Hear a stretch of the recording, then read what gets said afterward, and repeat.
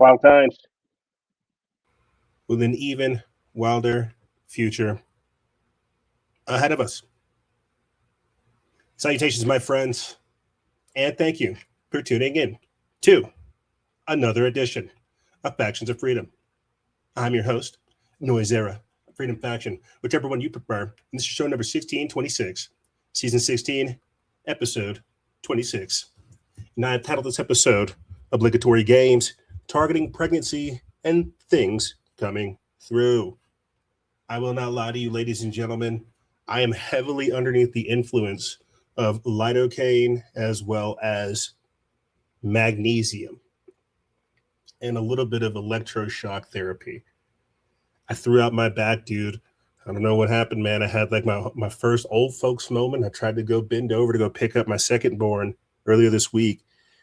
And I'm like, is this my sciatica? I have like shooting pain into my like leg and spine area. It's wild. So I've been hopped up on legal and lawful drugs.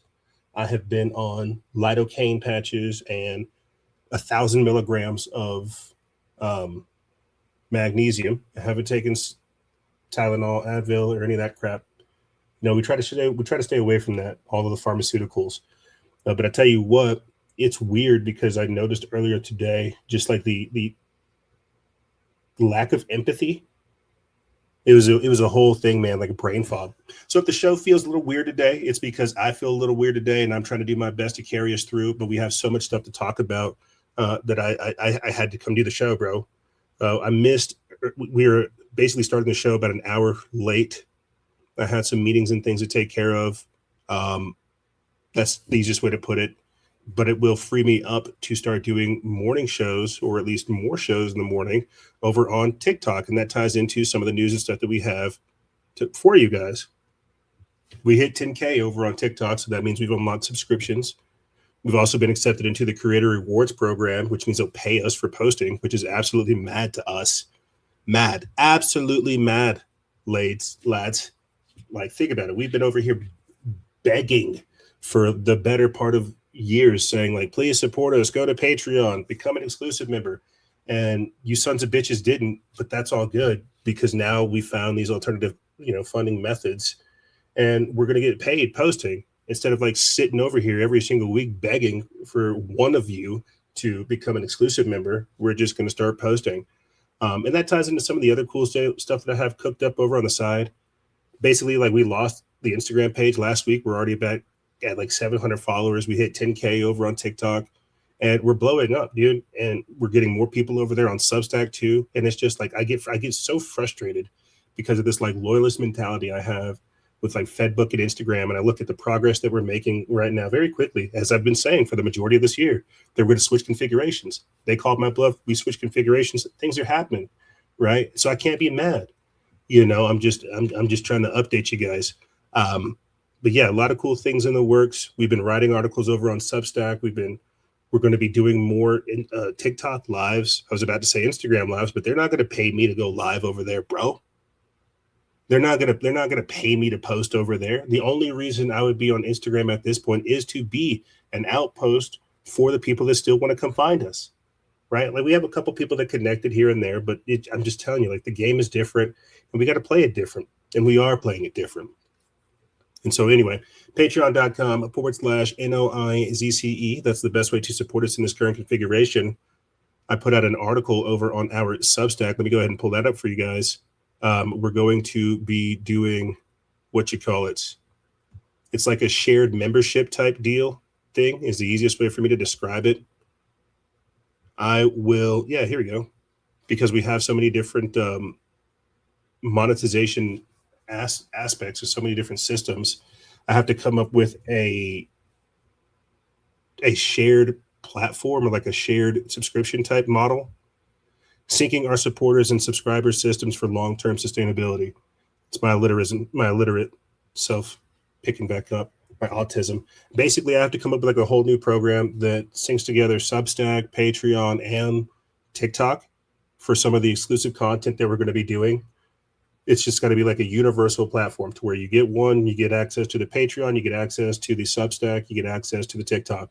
I'll be putting more information about that out later on this week, or if anything over on our Substack, but take time to go over there right now and go read the article for yourself, freedomfaction.substack.com. It's a very quick article. I'm just talking real quick about the operational administrative stuff.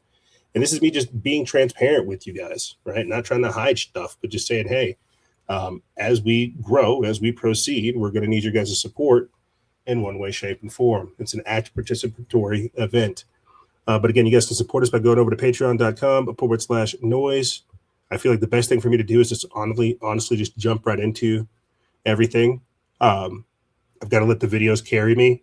I cannot ramble with you guys, because if I do, I'm just going to be sounding apathetic and just disconnected and dissociative. And I'm not. I'm very much here. Like, I'm very excited to talk about this type of stuff. Like, we have all this information coming out regarding COVID, all of this information coming out regarding Fauci, regarding vaccines targeting pregnant women, destroying the womb, destroying fertility. We have to talk about that type of stuff. It's just wild. We've got Elon Musk over here building the Promethean statue at Starbase. We've got lab-grown human brains powering some of the most sophisticated data centers in the world.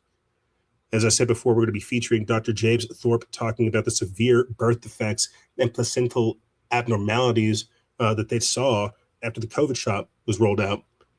We've got Carl Sagan talking about higher dimensions. It's going to be an information-packed episode, right? And as far as the political stuff goes, it looks like Muslims are taking over Texas, and we are just seeing the resurgence of the culture war, or it's just going into high gear. We've also got multiple sailors attempting to jump off of the USS Abraham Lincoln after it hits a 9-month deployment. We got a lot of different things to talk about with you guys in this week's episode. I'm just telling you up front, we're moving, we're grooving, we're doing what we can, we're running and we're gunning, and we're trying to make it work. But if you guys want to support our work, the best way to do so is to go to patreon.com/NOIZCE, or go over there to freedomfaction.substack.com. Get yourself an exclusive member subscription. Like I said, I'm going to be having to sync up a system to where everybody's getting the same thing and have different tiers within that, but get it while you can. Let me go ahead and start jumping into the updates, and then we will kick the show off from there. Just last year, 2025, Blog Talk Radio discontinued their services back in January, and we had to find a replacement. That is where Spreaker comes in. We were able to get all 500 plus of our episodes backed up over on their distribution system, and now you can find us on Spreaker, Google, iTunes, iHeartRadio, Podbean, Spotify, Alexa, Podcast Addict, and every other major podcasting platform. We have yet to make the new YouTube channel, but we have been able to recover our channels from 2014, our Noisera channel, as well as our backup channel, our Freedom Faction channel. We have our content over there on Odyssey that dates back to 2018, season 6 of the podcast. And we need to be more active inside of Discord. We keep Telegram there primarily just as like a redirection type thing. It's one of our longest standing platforms. Instagram Jewed us last week. That's perfectly fine. We kept it in formation, and we got 700 followers immediately back. It's wild, bro. And I said this last week. You have to treat success and failure the same, because it's not about either one of those things. You just have to keep doing the work. And so we're posting again on Instagram. We're also posting on TikTok, and we're also doing articles over on Substack. One of the things you're going to be seeing over there on the Instagram, so I can remove emotion from this whole ordeal, is automation. Automation. I'm going to begin automating the Freedom Faction page, or at least one of the Freedom Faction pages. I've got all the RSS feeds. I've got all of the different content. I just needed to figure out how to rip videos and do all that, but we're good to go. We're going to be automating the Instagram page and then eventually the TikTok page so we can remove emotion. I don't have to hover over my phone and you guys still get your content. I'll be 1,000% honest with you. I don't think I should do that up front for everybody else. I think that should be something I do privately that we put behind like a paywall because it's tech that we're building. It's something that we're actually trying to build out that goes with our database and everything else. Again, you guys can find all the information to what we're talking about inside of our Patreon exclusive membership program or over on our Substack. And again, that's why you guys understand why it's so important, because I need something to help archive all of the different thoughts and things that we're doing. And it's not the website, it's not social media, it's got to be something completely different. We've begun doing mini casts, what are called the unfinished thoughts. You guys have been noticing some of those. We're a couple weeks out from our last one. We need to put it out. I've been hustling it over on Twitter and X, getting some views up, getting some subscribers. You also can support us over on Rumble, YouTube, Coffee, PayPal, Patreon, Cash App, and more, as well as Substack. I would highly recommend you guys go support us over there. To be 1,000% honest with you, that would be like the best place to go do it, because it's just you actually get a service, you actually get a product, you actually get something from the work that we're doing instead of just supporting the operation. You can pay attention a lot differently. You can support yourself by getting some New Leaf Naturals CBD oil, 10 to 30% off using promo code FOF25. Get yourself some storable goods too while you can. You know these evil sons of bitches are trying to drag us down into a dystopian hellscape with them. Don't do that. Be prepared. Get yourself storable goods while you can. And with that being said, let's just go ahead and start jumping into the meat and potatoes of the show. Since we're a little bit behind in the time, let's just try to speed run the intro, and then we will pick it up from there. New Amazon data center in Texas could be the single largest source of climate pollution in the United States. Oh, isn't that wonderful? It says that according to a report from the New York Times, Amazon confirmed on Friday that it is investing in a large-scale natural gas-fired power plant tied to a sprawling new data center in Pecos County, Texas, a facility that environmental records suggest could become the single largest source of climate pollution in the United States. Oh, so let's build it. That's what's going to happen. Let's build the data center. Let's pollute our environment. Let us destroy ourselves. I need better AI images. It says that the tech giant and its peers are scrambling to construct data centers fast enough to meet the exploding demand for artificial intelligence, while locking down the enormous amounts of electricity those facilities require. The company spokeswoman stated that the planned Pecos County campus would be, quote, powered by a new on-site generation that won't raise electricity costs for Texas families. Regulatory documents show the gas-burning plant, if built as permitted, could release 33 million tons of carbon dioxide annually, more planet-warming emissions than any existing power plant in the country. The project would deploy 35 natural gas turbines capable of generating up to 7.65 gigawatts of power dedicated to Amazon's data center operations. Amazon has struggled to fulfill its commitment under the Climate Pledge, the voluntary initiative that it co-founded to effectively eliminate its greenhouse gas emissions by 2040. The company's overall emissions have climbed for several consecutive years, and it has publicly recognized that the energy demands of AI data centers could threaten progress towards those goals. So now, ironically enough, you've got people like Elon Musk saying, let's put our data centers up in space. You're right, we shouldn't have data centers here. They're destructive. But if we put them in space where nobody can watch what we're doing, then we'll be all right. Lab-grown human brains are now powering some of the most sophisticated data centers in the world and have surpassed silicon-based AI chip-driven systems. This comes from Alex Jones. They put this up August 11th. It's talking about how lab-grown human brains, organoids, are now powering some of the most sophisticated data centers in the world. They're saying that human brains work so much better than AI. This is the top futurist and health expert Mike Adams breaks the latest on many human brains being grown to outthink neural networks, Trump's executive order on vaccines, and the elite's extermination agenda. Let's watch a little bit. So Mother Nature is much more efficient than any kind of data center in terms of cognition density. Now, the reason this matters, and let's get this one down here instead.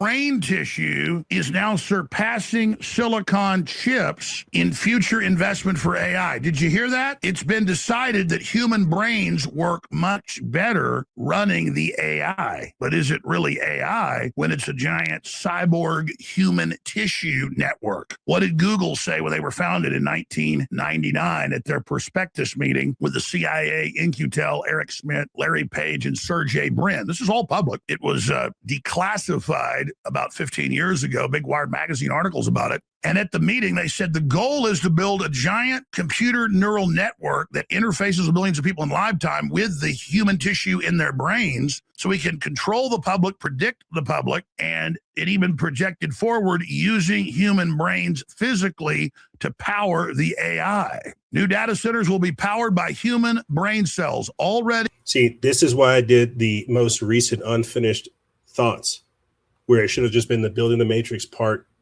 7, where we're talking about predictive markets, AI beings in simulated worlds.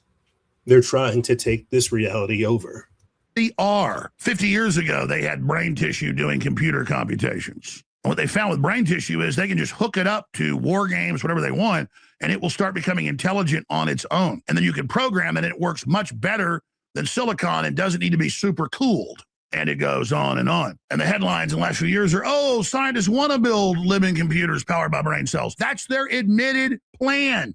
Real time, uncensored, unstoppable. AlexJonesLive.com. Take a stand. Share the link. Do you want to fight? You better believe. Running the systems. I'm going to do a deep dive on that today with Mike Adams and more. AI is dead. Organoids are alive. This is coming up today in great detail, and this ties in to the larger globalist plan. Insane Live Tuesday show. AI is dead. Organoid cyborgs are already taking over. Tune in now as yours truly breaks down tomorrow's news today. Plus, Fauci had evidence that COVID shots were really AI when it's a giant cyborg human tissue network. What did Google say when they were founded in 1999 at their prospectus meeting with the CIA, Incutel, Eric Schmidt, Larry Page, and Sergey Brin? This is all public. It was declassified about 15 years ago, Big Wired magazine articles about it. And at the meeting, they said the goal is to build a giant computer neural network that interfaces with millions of people in lifetime with the human tissue in their brains so we can control the public, predict the public, and it even projected forward using human brains physically to power the AI. New data centers will be powered by human brain cells, already are. But now the investment on the future data centers on lab-grown human brain cells, not chips, being the main computing power, is surpassing chip investment.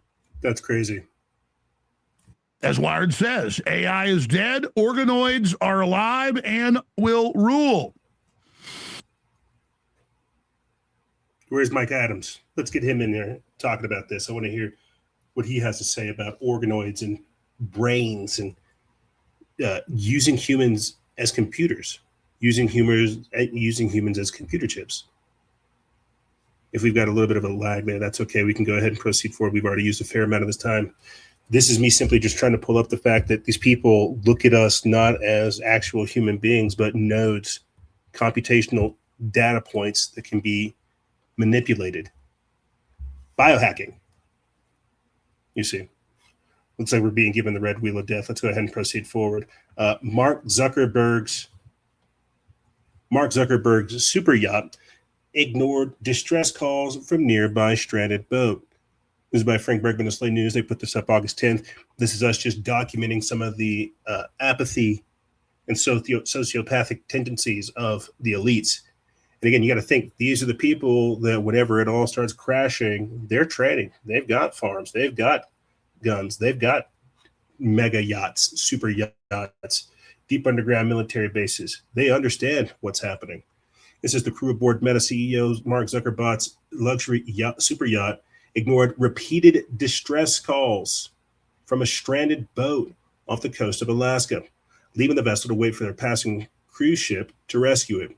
Zuckerberg's yacht failed to answer the maritime assistance call, despite reportedly being closer to the vessel than the ship that ultimately came to its rescue. The incident unfolded last week after a small skiff ran out of fuel on southeast Alaska and called the U.S. Coast Guard for help. Zuckerberg's massive yacht, Launchpad, was nearby.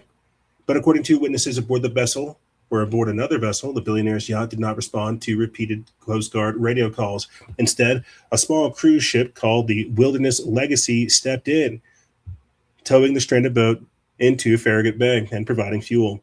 The incident triggered outrage among passengers, and when they were told that Zuckerberg's yacht had been closer but ignored the call.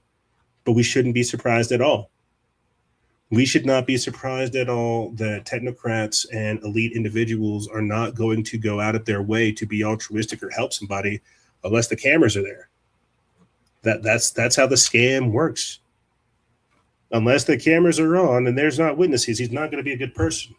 But again, this is just a snapshot into what we're dealing with. The super elites, the technocrats, who see you as a brain bot, data 1 over 0. They don't see you as having like a spark of divinity. They don't see you as equal.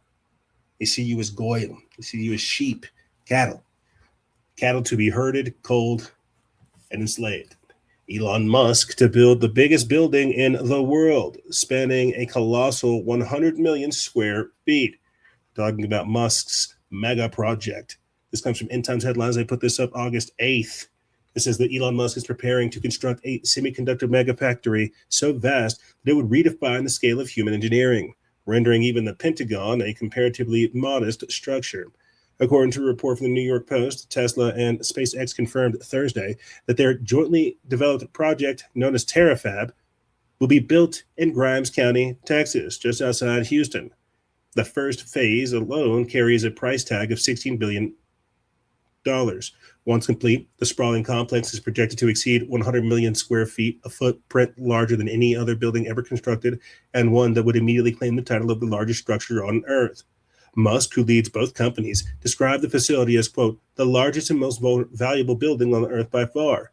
The renderings depict a massive wing-shaped complex set in the Texas landscape, featuring a translucent roofline. Quote, it will be stunningly beautiful, Musk wrote on X.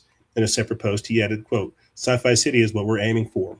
The scale is difficult to comprehend. China's New Century Global Center in Chengdu, the current recent holder at roughly 18.9 million square feet, would be more than 5 times smaller.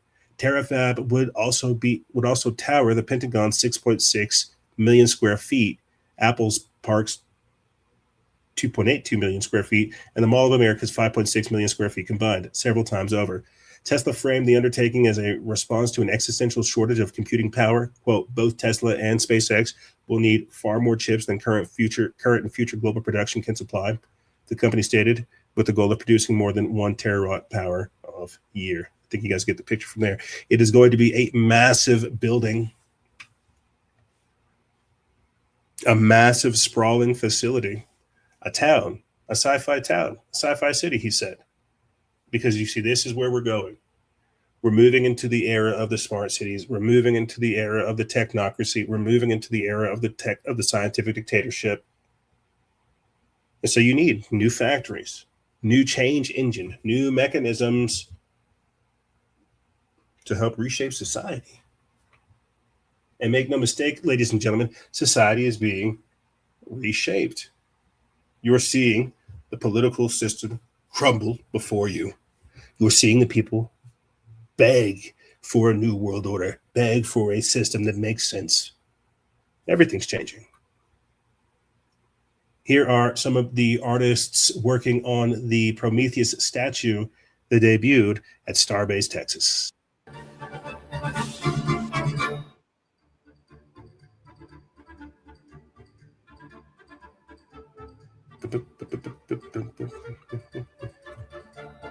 Interesting.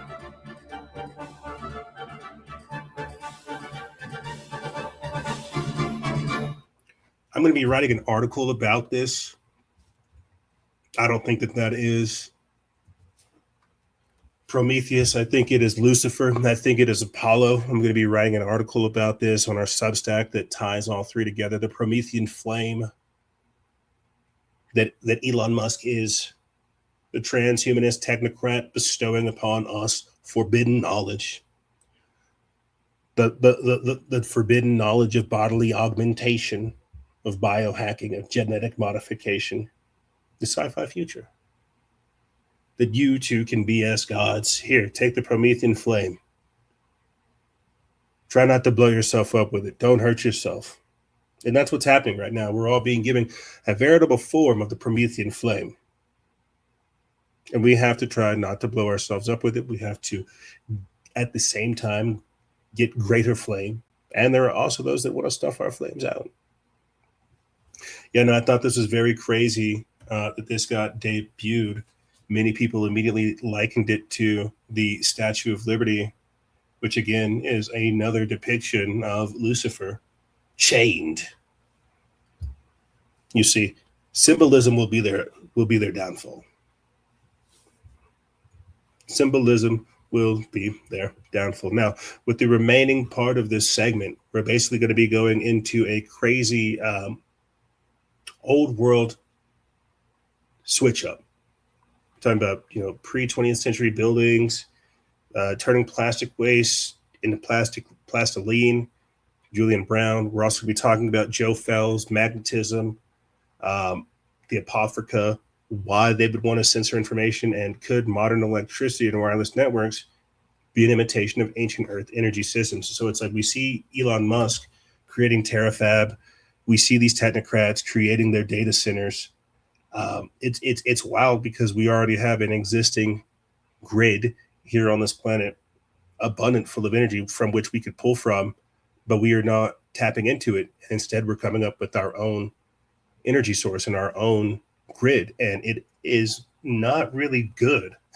It's not really beneficial for humanity. It's ultimately destructive, you see. So this will make a little bit more sense as we get through this content, but this is me just saying this is what's going on in our time frame. Let's take a brief trip into the past and look at what people used to talk about, what society used to be, right? Like right now, we're going into the sci-fi, dystopian, futuristic city, and we think that that's advanced. Let's look at what advanced really may have been. Look closely at photographs of cities from the 1800s. What if every city built before 1900 was designed to harvest free energy from the atmosphere until a major reset stopped everything? Look closely at photographs of cities from the 1800s. Across America, Europe, Russia, and India, you begin to notice the same strange features: massive domes crowned with metal, tall spires reaching into the sky, needle-like structures covering rooftops. What if these weren't simply decorative? According to one theory, these buildings were designed to interact with the natural electrical charge already surrounding the Earth. The domes acted as collectors. The spires reached into the atmosphere. And the buildings themselves may have been part of a massive energy system. Then Nikola Tesla appears. Tesla spent years experimenting with transmitting electricity through the Earth and atmosphere without conventional wires. But what if he wasn't inventing the future? What if he was rediscovering the past? Because around the same period that our modern electrical grid began taking shape, the old world was changing. Buildings were demolished, cities burned, older technology disappeared, and energy became something generated at centralized stations, carried through wires, measured by meters, and sold. So what happened? Well, the very same thing that's happening right now, oversaturation. And this is why I say you can see the clear signs of us going into a great reset. I mean, whether it's people like Klaus Schwab saying that he's calling for a great reset, or we can see the old systems in which we have the old world order no longer being fruitful or beneficial to society. You can see that we're going into a reset and that we've come out of a reset. But they made a very important part there. They're not discovering the future. They're not inventing the future. They're reinventing, they're rediscovering the past. Do you think the data centers and stuff that we are building today, do you think that they're going to operate on any of this type of framework, any of this type of architectural genius, having antennas, resonators, and stuff like this built into the actual framework and foundation of the architecture to where it can pull energy from the sun, it can pull energy from the ground, it can pull energy from the air? And so we are in a manufactured energy shortage because of the systems that we're on. There's no other way to say it. Because they profit from it. And that's what they've beaten the game. Yeah, I'm going to be doing an article series about this type of stuff. This is very quickly becoming part of my, not even post schedule, but this is just stuff that I'm becoming deeply interested on, right? The old world order architecture, having architecture that does interface with reality, with the world, the earth being a computer, things like this. Very, very fascinating. Let's go ahead and across America. Let's go ahead and proceed forward to Julian Brown talking about plastiline. Invest fast. Atlanta. Listen when I tell you, I've created my own gas station that turns plastic waste into gasoline, diesel, and jet fuel. What I do is I implement microwaves, which are powered off of solar, to then turn plastic waste into fuel with my machines. It works through the process of this. Plastic is made of petroleum. I want you to think about plastic as the solid form of petroleum, just like how ice is the solid form of water. You put plastic inside of a chamber that has no oxygen or has no air inside of it, and then from there, the microwaves will heat up the plastic and break it apart on a chemical level, but it can't catch on fire because there's no air or no oxygen, and a fire needs air to exist, right? So without air, the plastic instead breaks down back into its petroleum components, into petroleum vapor. And that petroleum vapor can then be condensed back into liquid petroleum, just like how water can turn to steam and condense back into water like rain. We're condensing the crude oil vapor back into crude oil liquid. And now that crude oil liquid is just like crude oil. We can put it in a refiner and then get gasoline, diesel, and jet fuel out of it. Invest fast. Crazy. Atlanta. Crazy. You just heard Julian Brown break down turning plastic into gasoline, and praise God that this man is still alive. Praise God that he is still here with us, because we're going to be reading very quickly about Julian Brown, and then we've got to get into Joe Feltz. And these are two individuals who have been pictured together talking about revolutionary energetic changes, coming up with new energy mechanisms. And we've talked about this on the show time and time again, you know, how the oil industry controls everything. They will not allow for free energy, abundant energy. These architectural wonders that interface with this reality. Says Julian Brown, a self-taught inventor from Atlanta in his early 20s, has gained widespread attention for developing a system that converts plastic waste into usable fuel known as plastiline. Using microwaves pyrolysis powered by solar panels, Brown's reactors heat plastic in a low oxygen environment to break it down into hydrocarbon vapors. These are then condensed and refined into alternatives for gasoline, diesel, and even jet fuel. He began experimenting as a high school senior around age 17, building successful backyard prototypes and advancing it to its fifth iteration. Brown has demonstrated the resulting fuel in vehicles, including a Dodge Scat Pack, and independent lab testing. It's crazy to think that this is the type of stuff that we really should be talking about. This is the type of stuff that Nikola Tesla would be on. But again, because we have energy regulation, we've got oil companies, we've got, globalist entities like the UN pushing for sustainable development. We in the very near future, we're going to be talking about how Julian Brown was killed. Him going up over here on stage and talking about the formula and the process is him decentralizing one of his methods for creating plastiline. That's how it lives on forever. Even if they get this man right now, everything he just said is being archived and created, as we just documented over here. We've got the formula. We may not have the tools, we may not have the resources, but we've got the knowledge. And he just gave us the download. He just gave the world the information. Now, what the world does with that is something else. You see, and this is ultimately like what we're dealing with. We are up against the new oligarchs, the new robber barons, the technocrats, the globalists, and how they have a stranglehold on our system.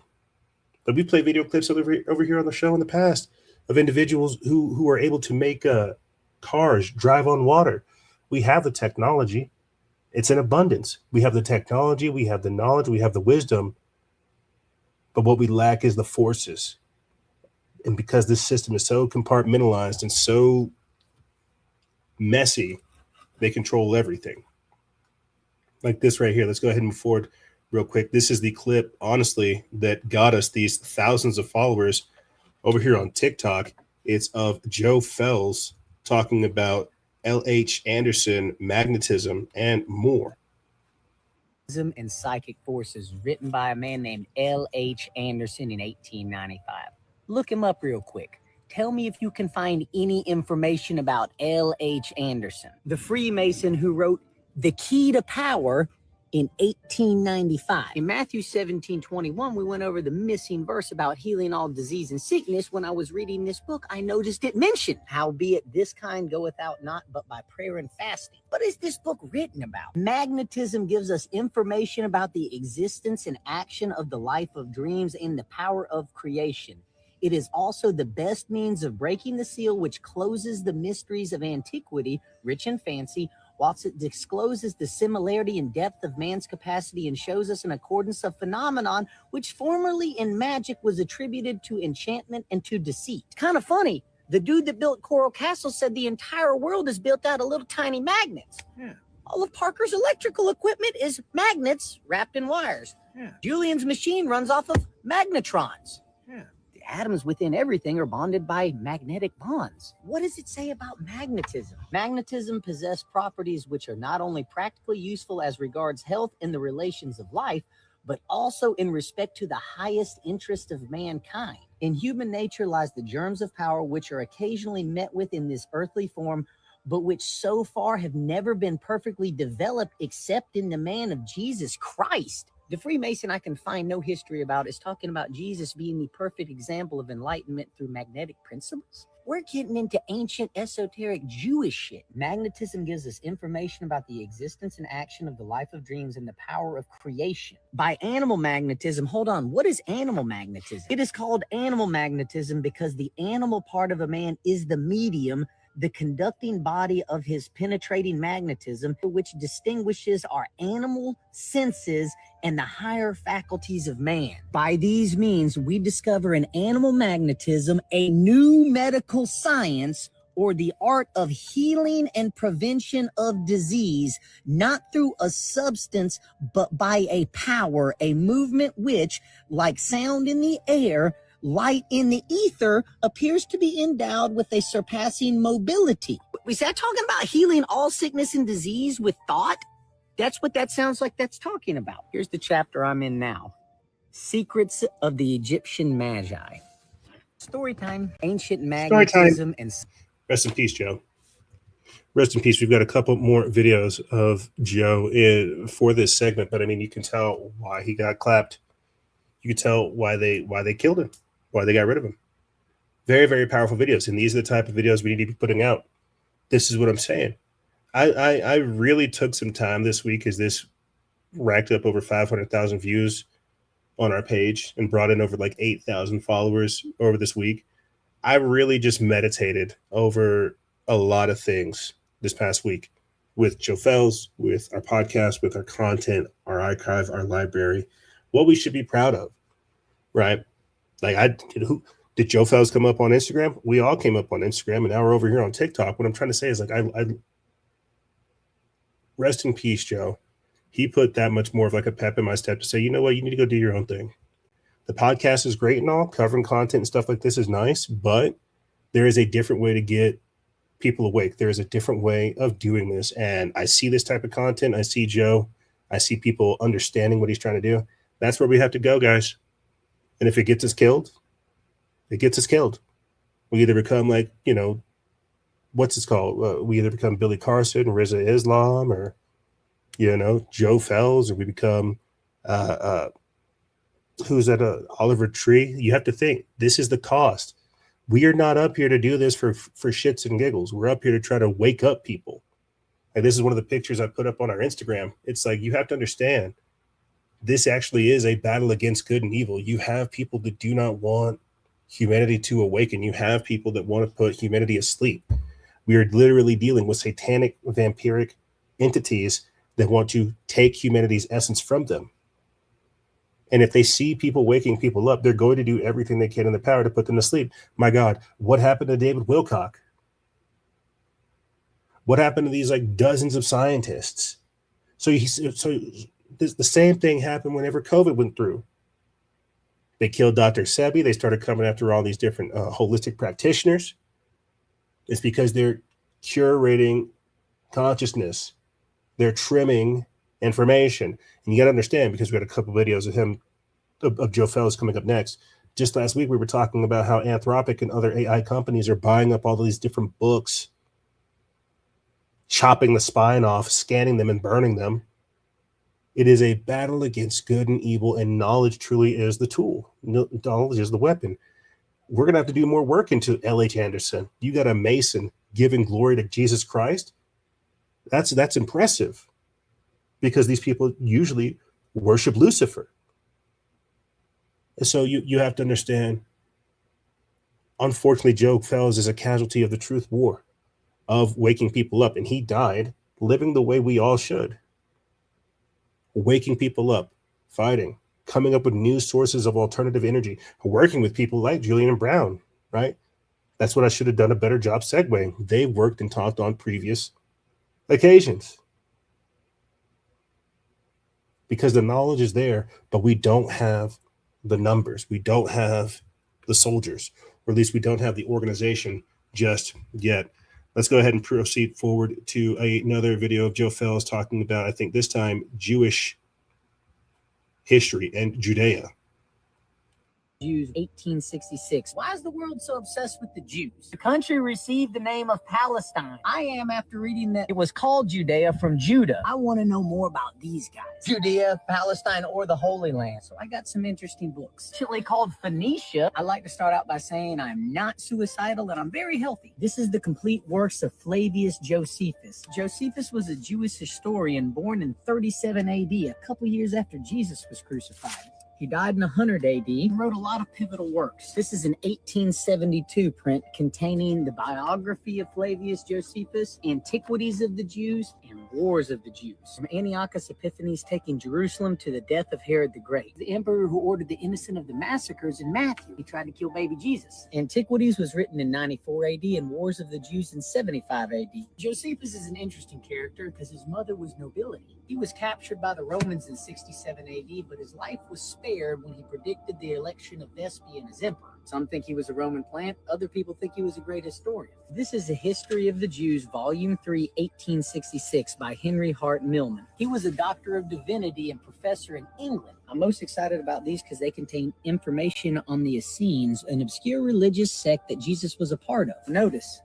habits described, persecuted by the Romans, obscurity of their origin. Why is the world so obsessed with the Jews? Ever since seeing that color map of Palestine in the Bible, I've been wondering if they didn't get twisted back then and we're persecuting God's chosen people, the Palestinians, nigh to death, while the plant has been ruling the world. Why are we obsessed with this small, obscure strip of land in the Middle East? It makes no sense to me, but I figure if I go back about 150 years to Flavius Josephus and Henry Hart Millman, I'm going to find out the answer. And soon, I'm going to put them online so you can read them too. And once again, not suicidal at all. I have nothing against the Jews. I'm just extremely curious. And we all know curiosity killed the cat.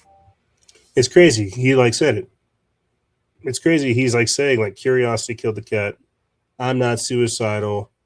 Don't kill me. I'm just asking questions. This is for entertainment purposes only. Like, this is the thing that we all say. We all take it as a joke. But I mean, what's even more wild is look at who has become the villain this season and this year. You know, they Benjamin Netanyahu and this whole cabal of individuals have become nothing but villains archetypally this year. And so for him to be asking these type of questions, putting this type of information out there, saying that he is going to put this information out there publicly and create a database, that frightens individuals, especially if you want to keep the masses dead, asleep, and not paying attention to anything else. Here is Joe Fells talking more about his digital library. Let's go ahead and pull that up, and then we'll proceed from there. It's really power. Sitting in front of me are several centuries of hidden and lost information. I'm going to make a digital library out of everything you see here and some not pictured as well. This is one of 3 Bibles I have. 1878 print contains pictures, illustration, and information not contained in a normal Bible. Conversations on the Bible. Enoch Pond, 1889. Do we need a Bible? What belongs to the Bible? By whom and where were the books of the Bible written? The lost books of the Bible. Christ and Abgarus. I've never heard of Abgarus. Paul and Seneca. Paul knew Seneca? Letters of Herod and Pilate. Those are the guys who crucified Jesus. The earliest gospel, 1943. Mark was the earliest book written in the New Testament. It was written about 50 years after Jesus died. Was Mark written in Aramaic? Is Mark anti-Semitic?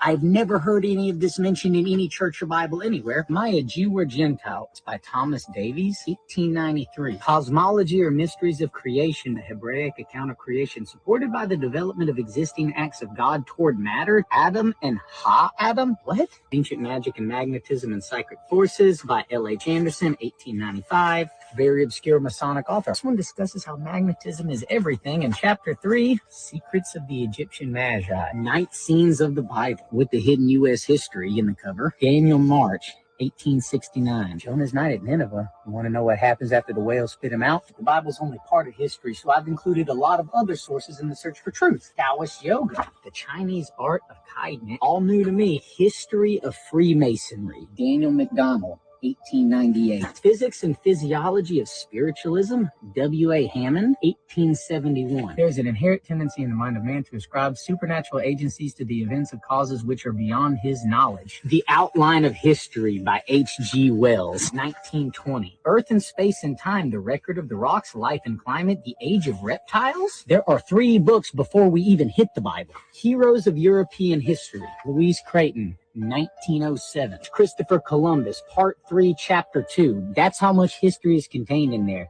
America starts here. 1967 Economic Almanac. This book contains information on the USSR, which isn't even a country anymore. Then the part they told us is evil. Encyclopedia of Demonology and Witchcraft. This book chronicles the Inquisition's insane witch trials of all the people who were tortured and murdered for being witches. Dr. Michael Fells. My dad wrote this book about his missionary work in Papua New Guinea to formerly cannibalistic tribes. Read chapter 12, the story about when Joe Fells was born and my daddy delivered me. The original teachings of Zoroaster, the oldest religion known to man. Marion Crawford, 1885. I'm going to put all of these on a website that I own and control so nobody can ever change it or take away from it. And we're going to have a discussion board where people can talk about this stuff in an open forum. That way the world can finally find out the truth. I can't wait to bring these to the world because knowledge is really power.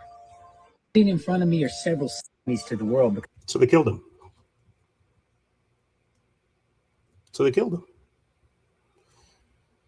They killed him because he was too busy trying to wake up people. Joe Fells was 72 hours away from releasing, or at least debuting, his information, his website, and they killed him. 72 hours from uploading the Forbidden Bible and Palestine maps that rewrote history, and then he was found dead. Says that Joe Fells, the 40-year-old real estate investor turned off-grid pioneer, was found dead on Monday. But here's what the mainstream media won't tell you. He was literally days away from releasing a digital archive that he believed will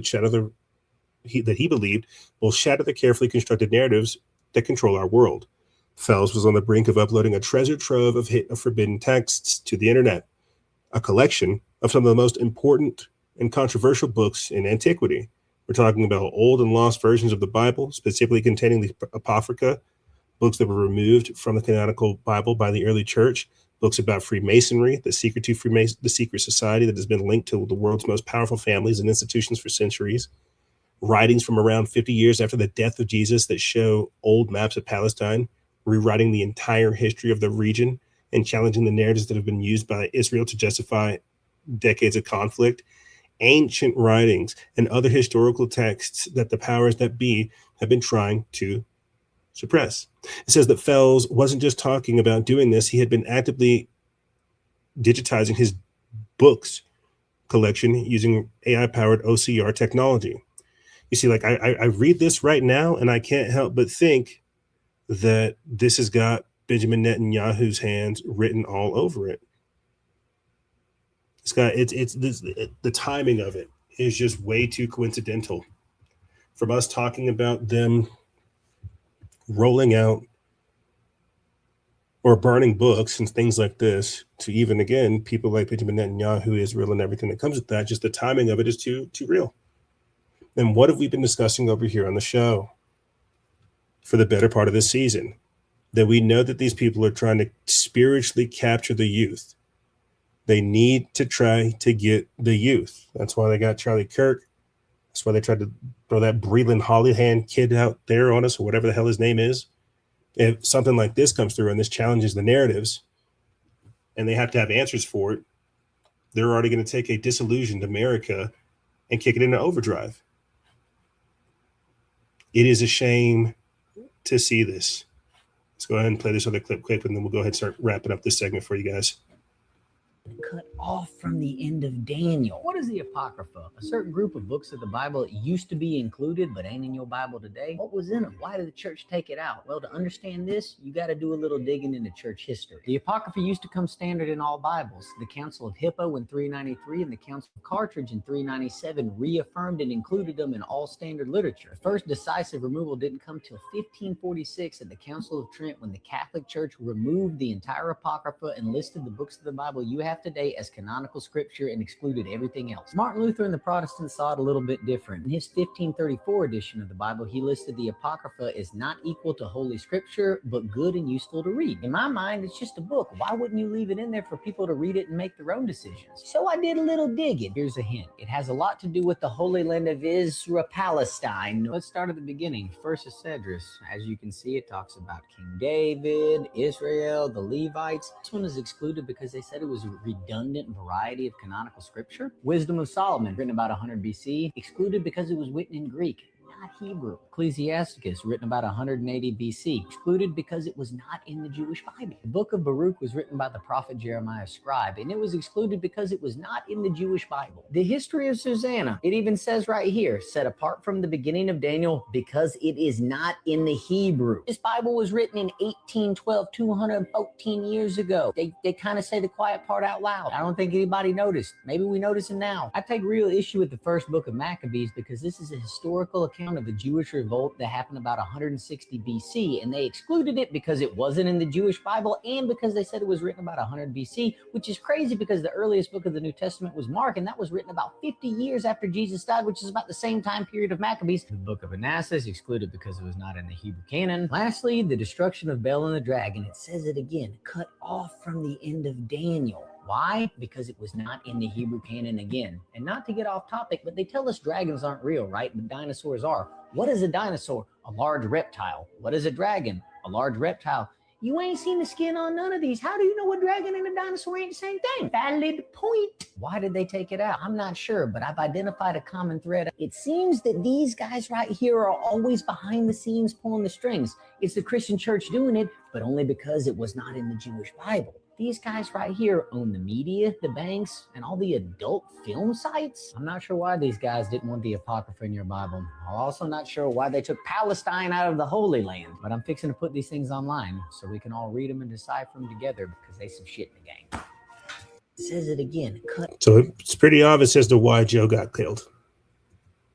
After just a couple of videos right here, it's very obvious as to why Joe got killed. Some people are saying that it was his old lady that sold him out. I'm not sure the circumstances, but after just a couple of videos over here, I understand why this man got taken. And this is what happens whenever you become a threat to the system. When you challenge their narratives, they take you out.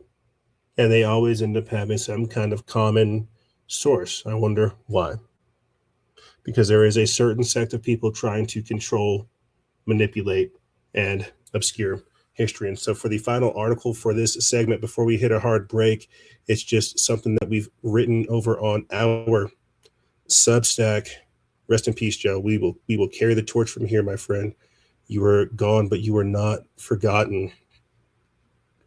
It is of this article where I'm just asking the question about some of the ancient and megalithic structures that we see. Could modern electricity and wireless networks be an imitation of ancient Earth energy systems? Yeah, this is something we wrote over there on our Substack. I would highly recommend you guys to take the time to go watch it or go read it. And again, this is me just doing the content switch up because we have so much work ahead of us. We have so much stuff that we need to do. We've got to get articles out. We've got to get videos out. We've got to do interviews. We've got to do conventions. We've got to do speaking engagements. The time of doing podcasts, I think, ironically enough, are no longer there.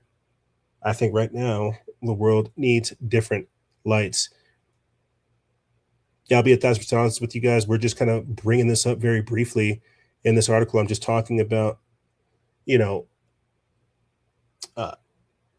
structures on ley lines, things like the Wardenclyffe Tower, wireless energy, things that tie into the Schumann resonance. I'll be doing a future video where I go into more depth about it, but we're just asking the question of, was there a natural Earth energy grid where people did live in abundance and harmony with the environment prior to the world that we see today? It says a speculative idea circulating in alternative history and sacred geometry circles suggests that contemporary systems of electricity and wireless technology, including the internet and the World Wide Web, mirror an ancient global network. In this view, prehistoric societies harnessed Earth's natural energies flowing along ley lines, sometimes described as the planet's arteries. Megalithic structures allegedly amplified and transmitted this energy into the ionosphere, creating a connected, quote, web across the old world, much like Nikola Tesla's unfinished Wardenclyffe Tower aimed to do. The notion draws on alignment of ancient monuments, sacred geometry, and Tesla's wireless power experiments. While intriguing as cultural mythology and a prompt for curiosity about lost knowledge, it remains firmly in the realm of speculation. Without empirical support from mainstream archaeology or physics, yeah, of course there's no support for it. They're not going to admit that we have these things because it would disrupt their system of control. It says the concept of ley lines began with English antiquarian Alfred Watkins in the early 1920s while observing the landscape of Herefordshire. Watkins noticed that the prehistoric sites, mounds, churches, and natural features appeared to align in straight tracks on maps. He proposed these, quote, leys as intentional prehistoric pathways used to trade or travel by ancient surveyors he called, quote, dodmen. He detailed the idea in the early British trackways in 1992. I think you guys get the picture here. I'm just trying to get this up so you guys can understand that we are beginning to write articles over on our Substack. We have a lot more coming, and it's fun for me to get all this type of stuff out. It is fun for me to finally get some of these thoughts out, to clear some of the brain space and get the proper content wheel going. We share so much of everybody else's stuff. It is so important for us to begin writing and sharing our own content. It's like just last night before going to bed, I had taken one of the videos we did on our TikTok and I downloaded it. I got the transcript and I said, let's turn this into an article. And we'll be posting about that later. It's about how we're all interdimensional meat puppets and things like that. Again, this is just the intro and the honorable mentions. I'm under the heavy influence of lidocaine and 1,000 milligrams of magnesium. I threw out my back. I had an old folks moment. We have so much more stuff to talk about. Like, again, we've been killing it over there on TikTok. We get this whole new setup going on Substack. We're printing out articles. Rest in peace, Joe Fells. Rest in peace, my friend. Like, we have to take it from here. Rest in peace to David Wilcock. Rest in peace to Oliver Tree. Rest in peace to General McNeil McCasland. Like, we are in a time period where these people are coming after every single person carrying the torch of the West, the Promethean flame bestowing upon humanity. But we have vampires doing everything they can to try to rob us of that light. But here's what's going to happen, ladies and gentlemen. We're going to take a quick break. And then when we come back, we're going to be talking about these obligatory games. Circle back, Jen Psaki admitting that the Democrat Party selects nominees. We've also got Abdul al-Sayed vowing to follow his sacred obligation to follow Sharia law until the days he dies. We've also got footage of people in mosques with weapons, turning them into depots and training camps. We're clearly going to be talking about these sailors attempting to jump overboard on the USS Abraham Lincoln. Pretty wild stuff. And just even more insanity going on. The Patriot Games and more. Obligatory games are being discussed on the other side. Ladies and gentlemen, don't go anywhere. This is Freedom Faction over here on Factions of Freedom. And we'll be right back right after this.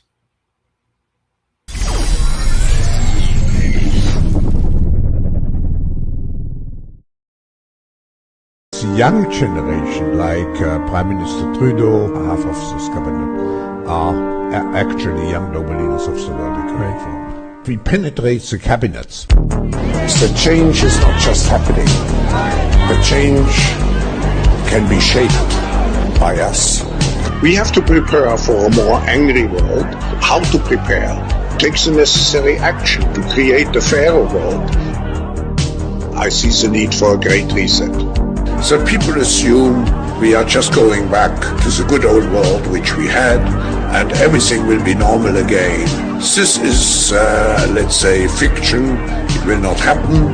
There is only one way this pandemic is going to go. It's going to get worse and worse and worse. The next crisis is already waiting for us around the corner, and it is the climate crisis. I pledge allegiance to Luigi Mangione. When we overthrow the billionaires, we gotta free the homie. They scripted a movie that's darker than LA. This wealth for wealth's sake has opened up Hell's Gate for the 99% in America, to Venezuela to Palestine. The rich people bomb us from the sky if we step out of line. I'm here to speak about it before we're out of time. Oh fuck, we're out of time. Kevin Roberts, look him up. The Rothschilds, look him up. They're still here no matter who you vote for. That ain't good enough. Other countries hang a corporate thief. Here they get a pardon. Our enemies are Raytheon, Boeing, and Lockheed Martin. They need to all catch turbulence. They can't track us down without Amazon Web Services. They'll kill us all and CNN won't mention it. Just like they ignored the genocide of Palestinians. Just like they ignore Epstein worked for Mossad. We're moving on. Breaking news, war with Iran. Textbooks all made by Ghislaine Maxwell's dad. It really makes you wonder what they've buried in the past. It really makes you wonder what they'll do now that we see it. The elites are buying warehouses made for human beings. They're gonna try to take our Second Amendment and keep us fighting horizontally. Will they rig the economy? The war is vertical. Data centers are burnable. Snatch the CEO out the convertible. The table's turnable. The war machine that got the Philippines in 1900, that napalmed Vietnam and killed your gramps and uncles, that killed Iraq and Afghanistan is getting hungry. Follow the paper cause the enemies are getting money. Follow the paper for the enemies get everybody.